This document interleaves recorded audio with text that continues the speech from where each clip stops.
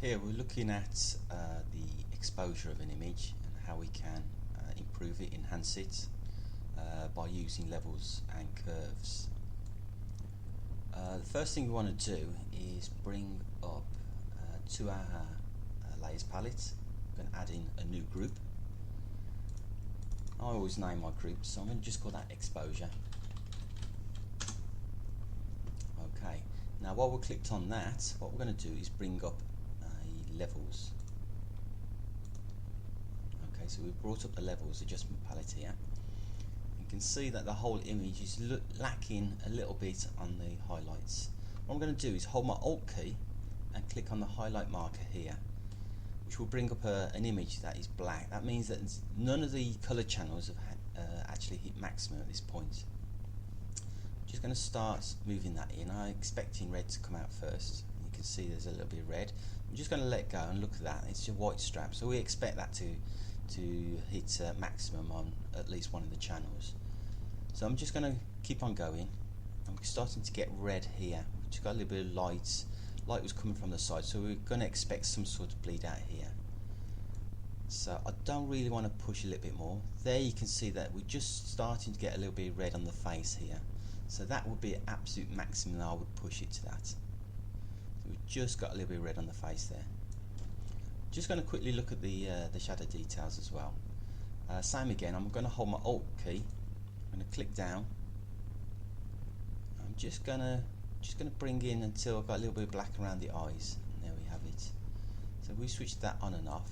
You can see that we've actually increased the contrast by pushing these two markers in. Gives a much better feel to the photograph. Okay, now we've got to think about the midtones here.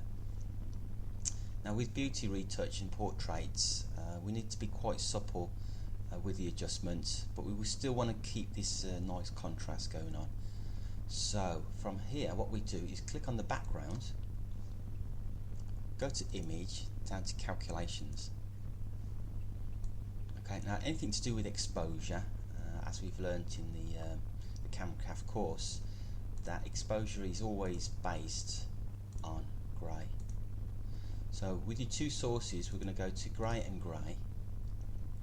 We're going to use screen as the blending mode, which I find is very nice for portraits and beauty shots.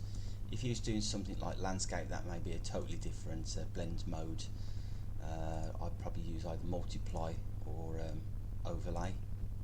But with portraiture, I like to use screen. Okay, you can see where the darker areas will be protected, the lighter areas will have more correction on it. So we're going to screen 100% opacity, output will be selection, and we want everything merged together. So we're going to OK that now, and you can see it's brought up this selection here. I'm going to go back to our exposure group, and we're going to add in a curve now. Click in halfway on the line here, giving us a mid-tone point, and using your arrow keys, just keep going up until you think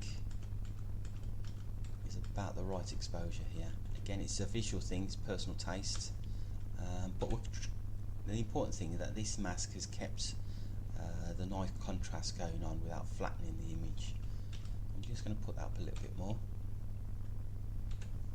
Yep, and we can switch that folder on and off, and you can see the huge enhancement that has made. And that's how we do a basic exposure correction.